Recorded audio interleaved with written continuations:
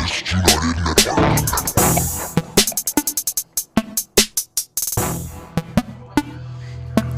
about to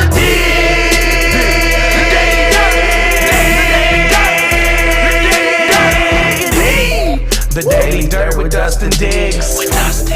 The Daily Dirt with Dustin Diggs.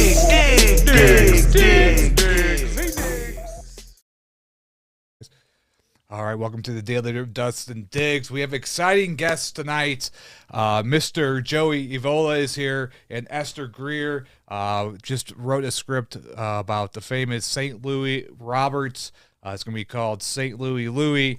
It's a feature film he's hoping to make into a feature film script he wrote that he's trying to get like backing for right now. Welcome to the show.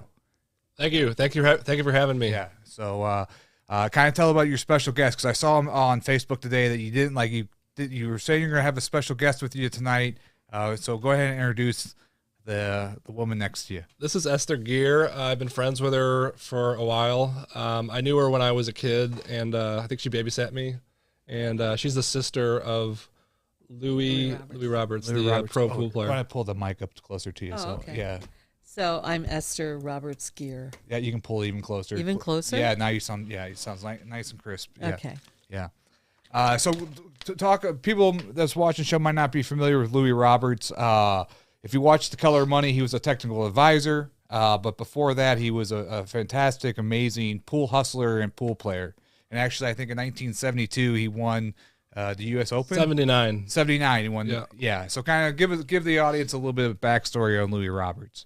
Yeah, Louie, like you said, he was a legendary pool player, and he was able to make all kinds of amazing, incredible shots, trick shots. He was really known for trick shot making, and once he was some of the hustles that he had were pretty incredible, and the way he could cut a ball down the rail, unlike any other human around at the time. And I even have actually recently just did a video of myself trying to do one of his shots. It's a cut shot down the rail, and it's a back cut. It's not just a regular cut shot. It's a back cut, which means the cue ball is here, object ball is here, and you're cutting it the opposite direction of where the cue ball is traveling. And Louie used to be able to do that and hustle people and say, hey, I bet I can do this for this amount of money. And then he would end up doing it, and people were like amazed by it, and he would take their money, and it was just unbelievable. They said, I never knew Louie, but I would have loved to have met him. Yeah, he passed away in 1991. Kind of, they said it was a suicide, but now it's kind of you're shaking your head.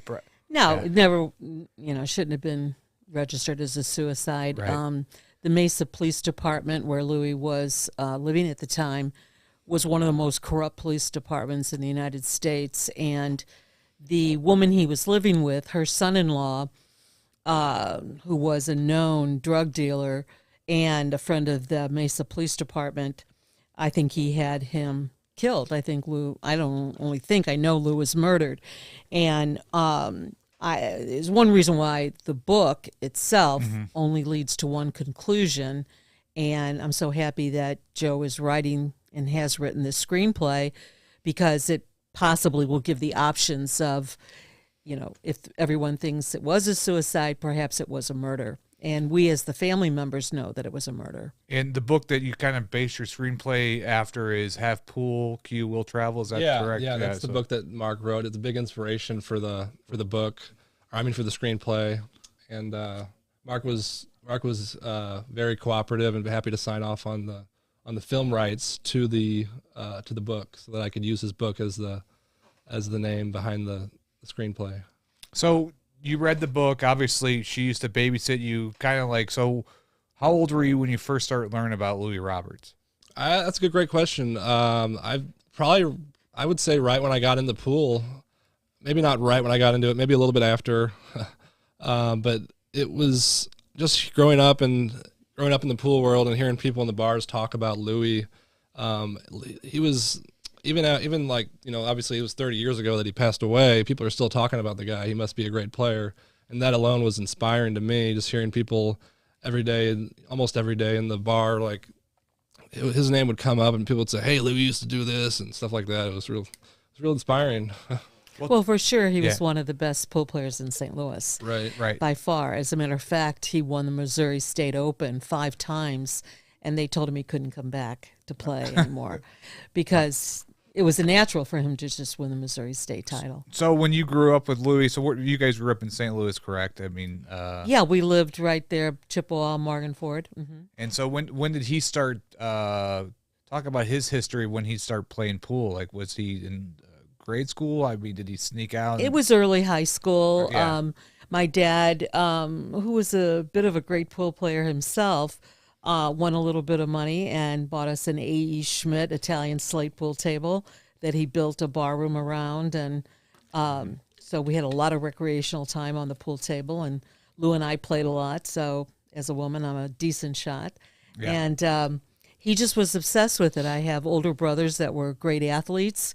And while Lou did cross country, did a year of gymnastics, and then he also pole vaulted with my older brother Bob, Lou just took to billiards like none other. And he and my dad would play all the time. You know, he would inject me with, you know, some of his styles. You're holding the bridge wrong. You got to do it this way, that way. And like Joey said, he was an amazing cutter. You know, cut that ball down. So at your house, you would have this pool table in your basement or in your house, and so would he just be up late at night? Late at night. Yeah. Yeah. And not really disturbing anyone, but Right. Louis go to bed, you know, I mean, but he never did. And as a matter of fact, I have that pool table with his signature on the cloth. Oh, You know? wow. Yeah. So, Don't you have his diary too? yeah, I do. Louis was a prolific writer, Uh-huh. Yeah. and he wrote all the time. As a matter of fact, that's one of the clues why he didn't commit suicide, is because the suicide note was not his handwriting. Okay. So, And it wasn't signed either. it wasn't signed. Lou signed almost every day, you know, that he wrote in his journals. I've got all of his journals other than the one that was left in Mesa. You know, we could tell, you know, it just wasn't his handwriting, and we had it looked at. Right. And also, one of the hustles, if you don't mind me saying this, Joe, is Oh, no. that Go ahead. Lou was right-handed playing pool, but he was ambidextrous. So when he went to Vietnam after high school, he had a low draft number, joining the Air Force, and he shot with his left hand and he wrote with his left hand. But when he played pool with his right hand. Oh, wow, that's interesting. No. Yeah. So the direction of the bullet was someone who was right-handed, and therefore it couldn't have been Lou. Wow. So they just saw Lou play right-handed, Right. so they didn't know he was ambidextrous, you know. But our family, of course, does know that, and also paraffin. You know, the paraffin test they do for gunpowder was not on either hand. So that's just the third thing I wanted to say about, you know. Yeah, I guess, well, that happened in 1991, so, I mean, that was almost like 30-something years ago. Yeah. So the technology now, are they able to ever, like, go back and look at things like that? And, Well, I've been doing some investigating, which I told Joe about, where, you know, we could, you know, find someone who, you know, I put up some money to have it investigated initially with John Auble here in St. Louis, if you remember him as an investigative I reporter. do remember him, yeah. And then he hired someone who I paid out in Mesa, Arizona, and they both completely concluded that it was a murder and it was a total setup. And he called someone, a pretty important person back here in St. Louis, and told him that he was in danger. What should he do? And that person said, get out of that house, get to the airport, you know, because he could always call me for And money. this was in Phoenix. When Mesa.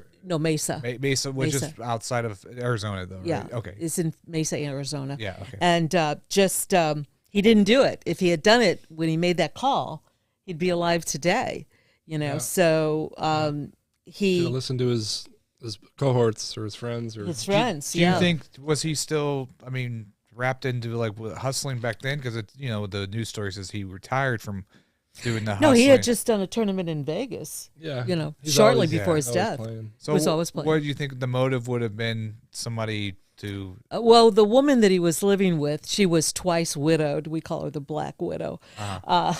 And she, her son-in-law knew that, you know, she was living with Lou, and she was sponsoring him in these tournaments and living, you know, Lou was living off of her for sure. If he had money, he would participate, but if he didn't, she would sponsor him because she collected on a couple of insurance policies. So her son-in-law and her daughter didn't care for Lou, and they thought he was going through her money. Although she was a pool hall junkie. She met him at the pool hall. Is it Tommy's Billiards? Yeah, I think so. Out in Mesa. And so she met him out there because she was hanging out at the pool hall, a little bit older than Lou. Mm-hmm. And I don't know if Joe mentioned this to you, but Lou was an Elvis lookalike, really handsome. Yeah, well, I saw a video of him. I mean, yeah. And as a matter of fact, I'll play some clips for the audience here. These are some clips you can look on YouTube. But Tom Cruise didn't want Louie, told the director, in the same scenes that he was in. Not that Lou was taller than him, but I think just as good, if not better looking than him. So those trick shots that you see though in The Color of Money, there's Lou right there, guys. Yeah. Yeah, handsome guy. Which shots is he trick shotting for Paul Newman? Because some of those trick shots that you see the hand do the shot, and then he filled in for Paul Newman's hands. Tom Cruise more so than Paul. Oh, okay. Paul Newman was a pretty good shot. Yeah. But Tom Cruise was inept. But there were a couple of pool specialists for that movie, but Lou was the only one in the movie where the director had Lou on a far table and said the incomparable St. Louie Louie on table number 2.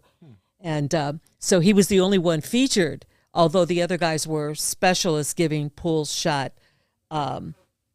training, as well as doing some of the pool work in the movie because Tom Cruise wasn't that good.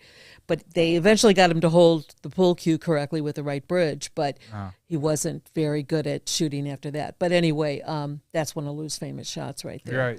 Right. Basically, the wife was there when the shot was done, and she didn't want to get her daughter and son-in-law involved, so she went ahead and went with the story. So she flew Lou's body back here, which we're thankful for, so he could be buried at Jefferson Memorial. Barracks, yeah. Jefferson Barracks. Yeah. So, no, it's a sad ending. And so the question is, a lot of these shows on TV now are what happened 10, 20 years ago, like you're saying, so to get all of that brought up again, I've looked into it, and it does cost a lot of money. So right. If someone thought that it was an interesting story based on Joe's screenplay and perhaps a future movie, then maybe they'd be interested to tell the full story. Yeah, so I do want to dive into the screenplay because that's one of the main reasons you're here, and to talk about that and try and hopefully we get some financing. So I noticed in the script it starts out when he was 21 and kind of talk about the story of what you interpreted. Did you obviously you went off the book, but also knowing her as well, you probably had a lot of other stories. So you might have been able to read something in the book, but since you know her, you probably get the kind of personality of Louie probably from you, right? Yeah. I've actually seen a video of Louie in action. It's on Vimeo, Vimeo, M as in Mary, EO. And I think it's on my link that I sent you, but that's one of the videos that really was a great tool for learning about Louie's personality and figuring out, how he was, how he acted, things he said, and how he said it. And it's also a great, eye candy or piece for somebody who'd want to make a movie about Louie, because they could just look at that video and be like, well, this would be a great thing to show the actors, and the actor that plays Louie, show him that, and you could copy that. And well, there's an award that they give out for Louie because he was such a showman. If you've ever watched a pool game on TV, it's pretty drab. I mean, the players it's pretty have dry, very little expression. Louie was full of expression, would talk to the audience. He might even walk on his hands around the pool table because he was a gymnast at heart. But, he was really a showman, and that's what a lot of the people liked about him. They would show up for his tournaments. He would, pack the house, so to speak. So, I wanted to mention that because, he did a lot in his life. Went to Nam for a couple of years. Had some hearing problems when a plane was shot at that he was fixing, and he went through a lot. Played pool all through Vietnam, and Yeah. You know, came home, didn't really have a job, just played in the tournament circle. And I think one of the best tournaments was in Chattanooga, Tennessee, right? It was a double elimination tournament, and he lost in the very first game he played. And his nemesis, Buddy Hall, was in that tournament. He really wanted to win that one. He won 11 games down the loser's bracket and met Buddy Hall in the semis and beat Buddy Hall. And then, of course, it was Munson who he beat in the finals and won the U.S. Open. Yeah. And would you say the pinnacle of his career probably is that moment, you think? I think so. I mean, he won 10 other major tournaments. Right. Orlando Open a couple of times. And, I mean, it goes down the list. Miami Open, the California, the four-state Open, quite a few others, 10 other tournaments. But, yeah, the U.S. Open was really an achievement coming from the loser's bracket. Right. 11 games. So the screenplay, obviously, it's 110 pages. So yeah, roughly, yeah. Yeah, so that's probably an hour and a half movie. And to tell somebody's life in an hour and a half, we know that's, you know, there's so much probably to talk about Louie. Right. You can make just with some of his hustling and some of his... And the war. Right. So to determine what you're going to talk about his life, like what did you put in those 110 pages? So I started out with him as a pool hustler, and he had a road partner. He had a lot of road partners, but I just picked one road partner because I didn't want to. What's a road partner for the audience out here? So a road partner is just somebody who you go on the road with, and a lot of times they stake you and just kind of try to help you get in good games, get betting games for pool. A lot of people in the pool world gamble on their expertise, and play for money. Obviously, it's very common in the culture of pool. To gamble, and a lot of times the better players in pool don't have a lot of money, so they need help from a friend, to stake them, and they need to hustle on the side. Yeah, but why is that though? That's if they're the best, you think they would have the most money. In '91, they're just not good with their money when they get it. No, there wasn't a lot of money in pool tournaments even in '91. Okay, yeah, so. It wasn't like golf, that. Right. It definitely wasn't like a contract with the baseball players. Yeah. I mean, even by those days' standards, very low income. So you had to hustle on the side, but I would say that he was probably one of the best hustlers around in the United States. Yeah, I noticed because I watched a couple of the articles on him. Like, he seemed like he's a guy that's like, will give you his advice, even if you don't ask for it. He seems very talkative, very, forward with his advice. And he was talking about some of his hustling and how don't win every game. You gotta, he was pretty played with his left, switched to his right. Right. Yeah. And then there's a story he was talking about one time where he was down somewhere, he was hustling, winning all these games, and you could tell the crowd was getting kind of pissed off or whatever, so he went to the restroom and kicked out the window and that happened and left. And so that's where his cross country came in to great play, because he could run like the wind and they weren't going to catch him. Well, I guess he lost. Well, he said his cue down, so I guess he fucking lost his cue. But I guess in that instance, well, he had a lot of Michi cues. I still have one with his signature on it. So I mean, Michi made professional cues for Louie. So that's down in Memphis somewhere, Tennessee. Michi? Could be. I'm not really sure. Yeah, Michi Cues is down in. So his height was in the 70s and 80s, and so you talk in the script. Let's get back to the script. It starts off when he's in his 20s, and then kind of talk about the story, what you kind of interpreted. Yeah, so I started out in the 70s, around the time when Mark met Louie in a pool room. Mark is the author of that book that it's based on, and at that point, it turns to Esther and Louie in a pool room, and Esther, obviously, she's hanging out with Louie in a pool room, and Louie's hustling, and Esther sees Louie playing with his other hand, and it's just at that point it's hustling, and then it goes into Louie going to a hypnotist because Louie wants to get into he wants to be able to hit that atomic gear. A lot of players back in the day, they try to hit that gear where they cannot miss balls. And Louie, he visited a hypnotist that basically made him a tape where they can record, where this hypnotist recorded him his voice so that Louie could get in the zone and hit balls better, and that helped him really be able to play better and not miss balls. And throughout the script, I referenced the hypnotist tape and kind of used that as like a catalyst for how he got eventually able to win the U.S. Open 9-ball and move on from that. So. And does it get into, because I talked from what I read, he had some addiction issues going on late in his life, or maybe even during in his career. Alcohol and Valium. And so is that in the script as well? And does it go all the way up to his? Yeah, I kind of use the alcoholism and the drug addiction as the the conflict, the internal conflict. He's trying to recover from that, get over that. And I've got, Louie's sister Esther as somebody who sees him doing like alcohol, and it's just it's kind of a weird thing because some pool players think alcohol makes you a better shooter, but at the same time, alcohol might not help you with decision making. Might not help you, and that's kind of like in the end of the story when he makes bad decisions. So I kind of tied those two together in that way. They're talking about like it's like pool players are like athletes that you have to have really good sight, like eye vision and things like that would play a factor. And so I guess alcohol definitely when I've had my few drinks, it's kind of hard to see some stuff sometimes. So he had incredible vision. Louie was spot on almost any ball. Sometimes it was fascinating to me how exacting he was, but as Joe said,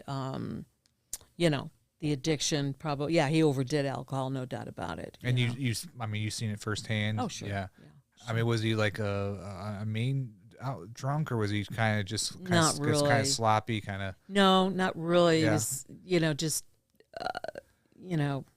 Lou was always a lover, so it was always a passive type of drunk. I had an uncle that was violent, but not Lou. And he was a smaller guy, about Tom Cruise's size. But so he was not confrontational at all, really. That's another thing. He didn't really like guns. So that was another point that I should have made. But right. I saw him many times and helped him many times. And when he was out of town and needed a way to get out of a troublesome situation, I was always there for him. Well, I mean, it's the thing is pool. A lot of pool tables are at bars, and so it's part of like I guess the atmosphere of the game. I guess it can be dangerous. Yeah, especially when you're hustling. And in order to make big money, you had to drop some, and then you have to come back with a vengeance that'll just knock you out. Knock the other person out. And he did that so often, which is why he needed like Roger with him. That was his pool partner most of the time. And, it wasn't always a clean-cut situation. Well, they talked about, like, you see in The Color of Money that when they go to town, they hustle for one day, but sometimes the real hustlers would stick around for a couple weeks, and they would lose their ass until they got to that one moment where, like, the big payoff, and then they would, click it on or whatever. And so would Louie do stuff like that he would just be on the road a lot? I'm not sure about weeks, but Louisiana would be an example of that. When he went down there. He was always afraid of getting his thumbs broken, like Paul Newman did in The Hustler. And because he wasn't a big guy, and you could certainly, pull him down. But, there are examples where he stayed a week or so and then made some big money. But, it wasn't Paul Newman one of Louie's idols? Yeah. Didn't he watch The Hustler and a million times? Yeah. So when he worked on the Color of Money, I guess you got to hang out with them, and he was there the whole time during the shoot. Did he talk about that experience with you? Yeah, with Martin Scorsese and. Yeah, he said Paul Newman was incredibly gracious and wanted to play pool with the guys and. Would talk to them and be very personable. Tom Cruise, not so much, because obviously he wasn't that good at pool, so it wasn't what he wanted to do after, the cameras quit shooting. So maybe that insecurity of not being a great pool player. And so, but he just, Lou liked Paul Newman before he got there. So it was a natural for him to just want to hang out with him a little bit, and Newman did so. So, and the couple of players that Lou was with to do some of the trick shots for, they all showed Paul Newman lots of tricks, and he just enjoyed it to death. Yeah, I mean, some of the shots in The Color of Money, there wasn't a film. It wasn't just a hand shot, and that was it. You actually saw Paul Newman. Paul Newman, yeah. It was Paul Newman did a couple of the Messe, yeah. Right when he did that famous shot, Yeah. and then when he got his glasses, and then his and Lou could montage. do that shot Yeah. in his sleep. Yeah. He's an incredible shot maker. So, so if you could make the movie for any budget, here's some questions for you, Joey. Who would play Louie? If you could have any actor, you can go to Hollywood and you could just pick any actor you want to play Louie, and then we'll ask you the same question. I know. Esther. Yeah, mine is probably different. I like Zac Efron. I like him as a possibility. And I was also thinking about Johnny Depp, but I think he's too old at this point in his career. Yeah, I think I would love Austin Butler. Austin Butler. Well, he might do it because I haven't seen him in movies lately. He might just do it right now. Actually, But the effort he put in Elvis was outstanding. Oh, Austin! I was thinking the other guy, something Butler, the guy from 300 or whatever. No, Gerard Butler. No, Austin. Gerard. Oh, he's too old. Yeah, he's too old. Oh, Austin Butler. Austin. Yeah. Oh, yeah. Yeah, it would be a good one too. And he dyed his hair black, and Lou's hair was black, and Yeah. he's got those great blue eyes. And Who would play you in the movie? me? Yeah. You. I'm too old. I don't know. Some young sister. I don't know. Yeah. And so talk about a little bit of your background. So filmmaking, you just be your first. Is this your first feature script you've written? Yeah, it is. Well, actually, I did write one, but it didn't. I don't think it would really had the potential that I wanted it to have. It was actually like based on The Color of Money. It was a sequel to The Color of Money, and I was trying to come up with a story. I actually wrote a couple books, a couple novellas, and I tried to combine my book with a sequel to The Color of Money to make a feature script on that. And I don't feel like it really had the potential that I wanted it to have. I had a co-writer working with me too, and his name was Vincent. Shout out to Vince Trevisano. But yeah, Vince was working with me on it, and it just didn't. I don't feel like it was panning out because of the fact that the color money, the rights to it is owned by Disney Studios, and I think Touchstone Pictures is the company that actually filmed and did the Color of Money movie. So there was a big loophole, a big rabbit hole there to fall down into. What would that include? Like Tom Cruise's character being back in it as yeah, I would have mentor? loved it if Tom Cruise would have wanted to play the part. We actually sent Cruise a couple letters and stuff, but I understand that I totally understand that he might not want to do it. He's not really in that genre right now. He's in the action flicks, that's totally cool, and I'm okay with that. Yeah, but I mean, if it is what it is. Yeah. So with this script though, you wrote it, and so I'll pull up the Film Freeway here so the audience can see. So is this how it works now? I'm kind of out of the loop. So you try to put your scripts on this website, and people read it and maybe want to invest in it, or is this how you find producers? That's kind of how I'm marketing in it. Yeah. But that's actually a website for a film contest platform where you submit your screenplays, and it only costs like $30 to submit your screenplay to Film Freeway, and then they can judge your screenplay, give you reviews and stuff, and if it's good enough, you can win the contest. And the one I wrote, St. Louie Louie, won as a honorable mention. It won semifinalist, won a few contests, but never really got to be the finalist category. But I feel like that's just because the storyline was maybe not strong enough. I feel like outside of the storyline, there's a lot of positives about this screenplay, and it's got more personality and more color to it than a lot of screenplays, I'm sure. But it doesn't have, the storyline isn't as strong, and I think a lot of the ways the contest judges judge the scripts is not like in my opinion, it's not. I don't know, but they might not be pool players. They might not understand it. It's hard to say, really. Well, I remember watching this movie called Never Back Down. It's like a UFC fighting movie. This was back in the 2000s, but I watched like the making of and like the history about it. But so what they did is they had the screenplay like you did, and they made like a fake trailer for the movie, and the trailer had none of the actors that are in the real movie. You know, but that's how they kind of got people to fund it. So maybe I don't know if that would be your next step, is making a fake trailer for this movie. That way, you know, some people can see a visual and get, you know, and sometimes that helps a lot too. I don't know, but maybe even like a marketing graphic, you know, of a font or whatever, you know, some kind of like cover that's, you know, would probably help for the next step, I guess. Yeah, that's definitely a possibility. Yeah. So, you read the script? I did. What did you think? I thought it was, as Joe has evolved it, I'm liking it more and more. Let's put it that way. Right. For instance, the beginning now is a little bit of the end, and then you break off to his life, okay? Right.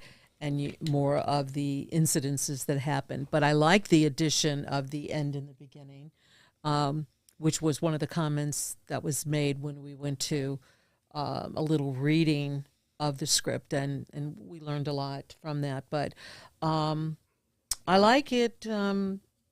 Also, I was glad to be involved because Joe was very aware of how I felt about the book ending, which only left one side open and not both. So it could be the kind of movie that leaves the viewer questioning what really happened, or it could be an interesting play on how he was murdered, you know, versus the book. So I thought I did a really good job, and you know, there were things that I thought were, you know, a little off color, but then again, the whole idea of billiards and the pool halls are off color like that. So There hasn't been a good billiards movie in a while. a long time. Yeah. I can't think of another one. I mean, Color of Money is like the godfather of pool movies, in my opinion.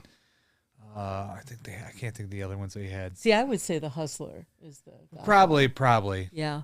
Probably. Yeah. I haven't. I mean, I only because watched The it Color one of Money then, of course, has Paul Newman in it, so he was the old pool player from The Hustler. So anyway, but yeah, what I like about the Color of Money though, it's about pool, but also it's almost about life and coming back from having obstacles in life. So it's almost like a metaphor for life. When I watch it, I see more than just pool. When I watch that film, same thing when you watch like Rounders. That seems like it's about cards, but it has some kind of like it's more kind of. So, for your script, what type of what type of message would you try to underline with this type of film? Just the getting over the alcoholism and the decision making that Louie had to make, and the fact that the alcoholism may have affected his decision making is kind of the underlying theme I had in mind, and I feel like that would hit home with a lot of people, because I know there's rest in peace. There's a lot of people out there right now that are suffering with medical conditions and mental, and alcohol and drug conditions. Absolutely. Right. Yeah, I hear the stories all the time. I just went over to a friend's house to play pool, and I heard a couple people, different people, mention that they had a friend pass away, and it's just very sad. So I feel like with that happening and that being a thing right now, and the fact that I see a lot of Facebook posts about not only that, but also people wanting to see a new pool movie happen. You know, like the pool. I'm pretty immersed in the pool culture, and I see people everywhere just saying, "Let's make another pool movie." You know, like let's make another Color of Money. And I've seen a lot of people wanting to see another Color of Money sequel. But if it happens, it happens. That'd be great. But you know, I like this idea better. Well, yeah. I think also, I mean, you could make this into a movie with your script, but it almost seems like now everything's going towards like the 10-episode series and stuff. You can almost make it a series. Well, that's interesting. Yeah, I mean, if you really had if you had a lot of money, yeah, because then you could start each episode and do, I don't know, you could really tell more about his life. Yeah, from all of his different more of things. his life. Yeah, I mean, he came from a very solid, work ethic family, which didn't really understand him because he didn't really have a job other than playing pool. So my dad was a carpenter by trade. My brothers were carpenters by trade. And, you know, the 8 to 5 syndrome, which Lou could never adhere to. So he wasn't understood in his own family very well, but that could be drawn out more too if it was an episode type of thing. So, but, you know. I mean, I'm not trying to make more work for you over here. Yeah. I was just saying. You know, It's just something to think about. Another thing I was thinking about as far as like what lies outside the pool playing is and when I wrote the script, I had this in mind. I had like I know Esther always says, she still told me that Louie was, you know, a gentle, what do you call it? A gentle giant or? A gentle-spirited guy. Yeah, gentle-spirited guy. And it's funny because the way he plays pool is not like that at all. He talks a lot and he kind of has an ego. Yeah. So it's kind of like his family or his real life side is different than his pool side. So he kind of shows that he has an ego, which is kind of slowing his game down maybe a little bit, or maybe it's fueling his game. You know, it's kind of something that I tried to put in the screenplay to make the audience think, well, is this helping him or hurting him? It's kind of ambiguous. Very true. Yeah, I read something on him that like he was drinking, but you know, it came back that he was just more pretending to be more drunk than he was. Yeah. Because he was trying to psych out the other person. Right. And so you know, it goes more than just a pool table when you're hustling and when you're trying to like psych somebody out. So there's all different things. I think people in sports do that all the time, I'm sure. Oh, So, yeah, definitely. You know, when you're at the top of your game in whatever sport, and he was certainly at the top of his game, and he came from a family where each one of us excelled terrifically in the things that we went toward. And my dad was also a good pool player, and they got together on that. But he had that desire, that innate persistence, if you will, to do the very best. And however it happened, he was going to get there. So, and I think he did get there. I mean, one thing I want to mention is that in a couple of months, Lou is going to be on the Cleveland High School, which is where we all graduated from, Wall of Fame. And he won on the first round with the committee after I submitted the application because he was a national competitor and won many national titles. So I'm pretty proud of that. And I think he deserves that recognition as well. I just can't get over Joey, though. I mean, he just never met my brother and just has embraced him. And it's just really a blessing to see that someone cares that much, you know, to have written Well, you this must have been a screenplay. great babysitter. I was.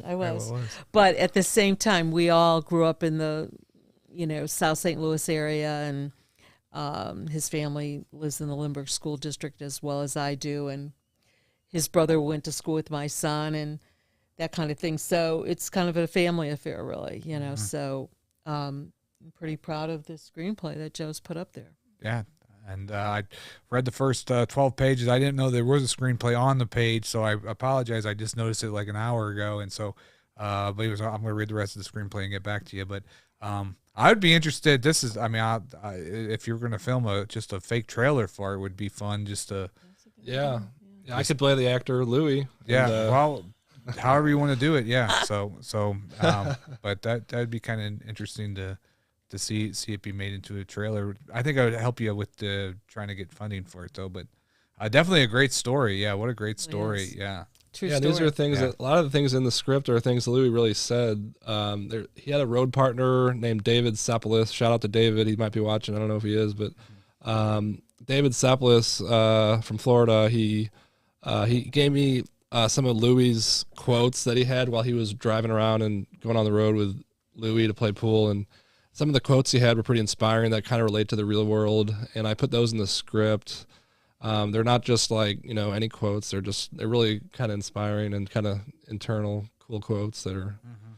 And another thing about it is the first draft I wrote, I met up with Esther after I wrote the first draft of the screenplay, and just to go over it with her and see and have her, you know, look at it and edit it. It was funny because a few of the quotes I had in there were quotes that I didn't even know were Louie quotes, but Esther said, "Yeah, Louie really said this," and I was like, "Really? I didn't know that."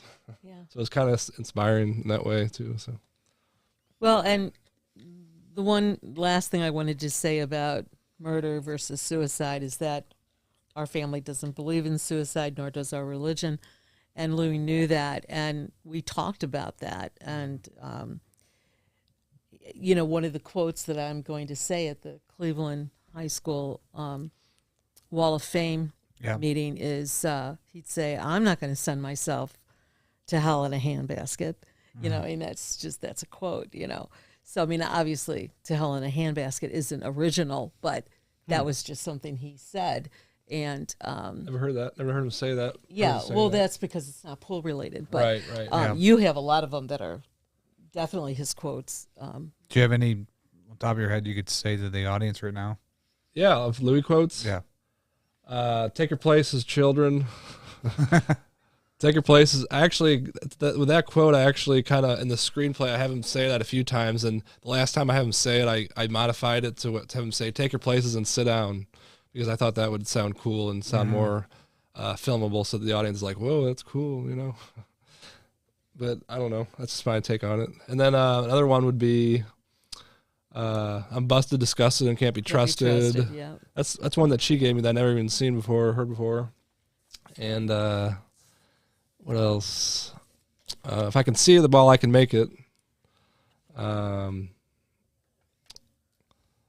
got two. Eyes are blue. I've said that before when I played pool because my eyes are blue too, and I thought that was a good one to say. Because you have 2 games. When he says I have 2, that means he has 2 games. But when he says eyes are blue, it's kind of like he's kind of a run on, like a before and after sentence. Gotcha. Yeah. Now, did Louie have any children at all? No. Oh, so he didn't have any children. And then this woman that he was living with at the time, is she still around? Is she? Don't know. Don't know. Okay. Don't know. Okay. Out in Arizona. Okay. I didn't know if she got married again, and all of a sudden that guy was found. Well, Lou was her third dead person. Wow. So we don't really know about her background too much. Yeah. Yeah, that's an aspect in the script that I put in, and I was pretty surprised by. I never even heard of that. Even after reading Mark's book, I didn't know that. So that was kind of crazy. And Mark wrote this book, and did Mark write this book after Louie? I guess if it's with his death, obviously, but did he know Louie? Yes. Okay, so Yes. so he was. He knew one side of Lou, but Oh, I okay. don't think he knew the family side of Lou. Uh-huh. He obviously didn't even know he pole vaulted, and he pole vaulted 4 years in high school. So the research I think was slightly inept, if you ask me. But I know Joe doesn't think that. But I think there was a lot left out in the book, and especially the ending. None of us agreed with. So Right.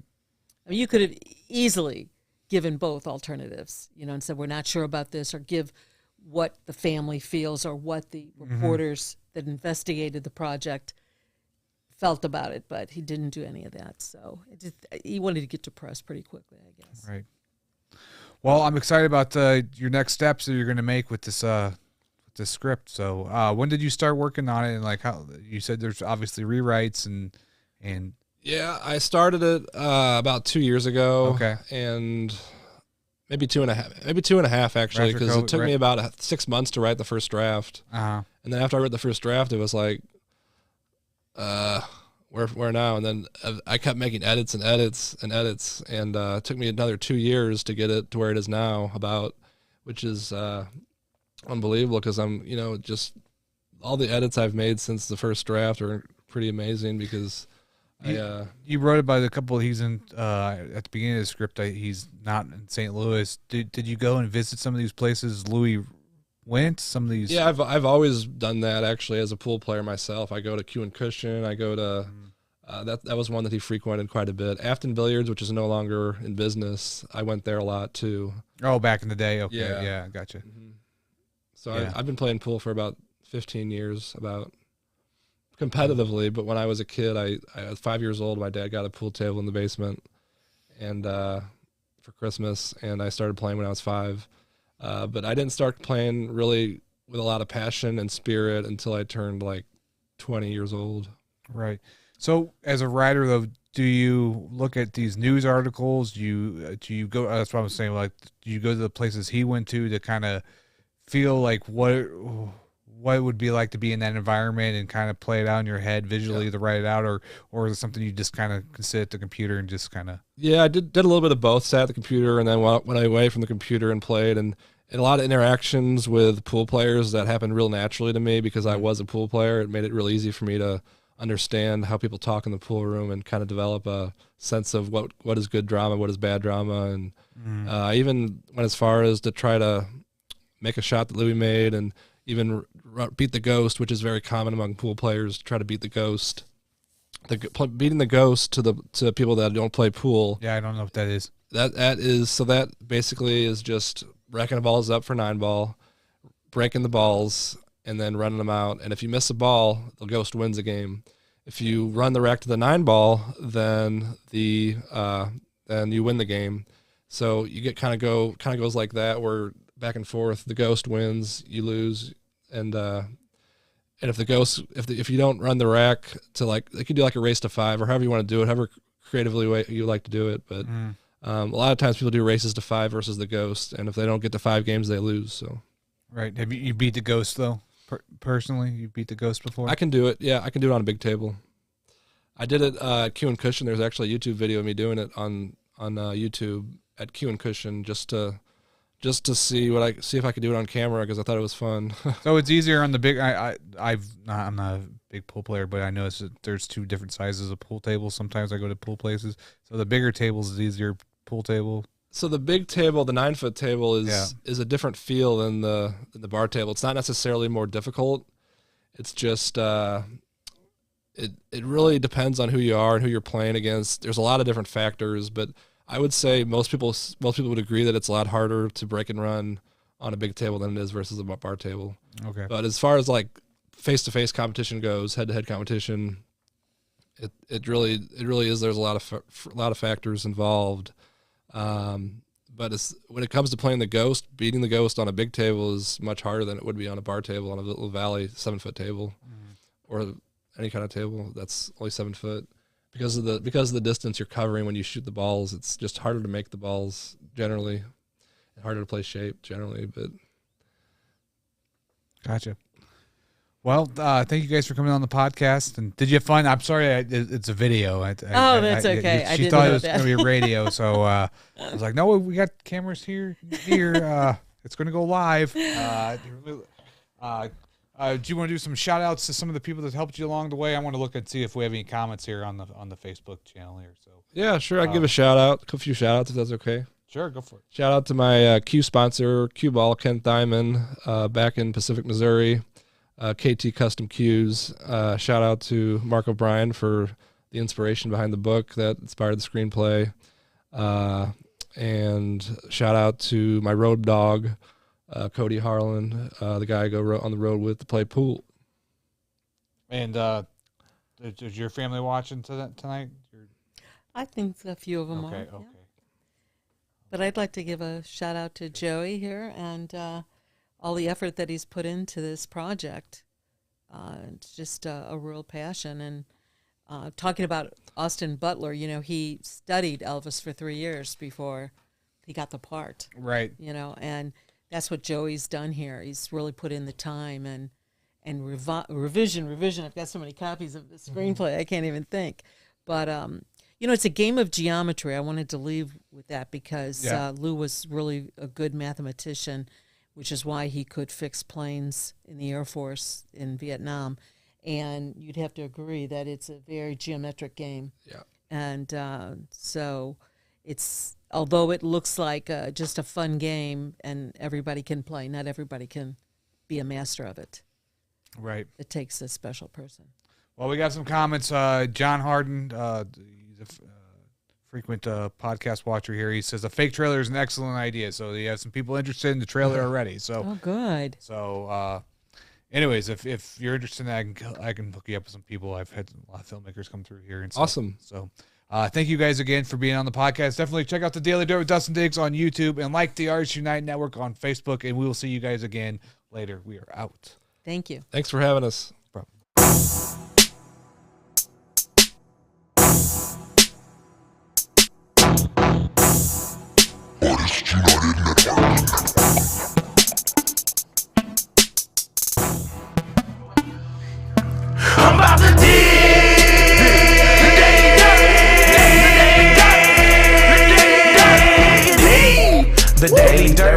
Dustin Diggs.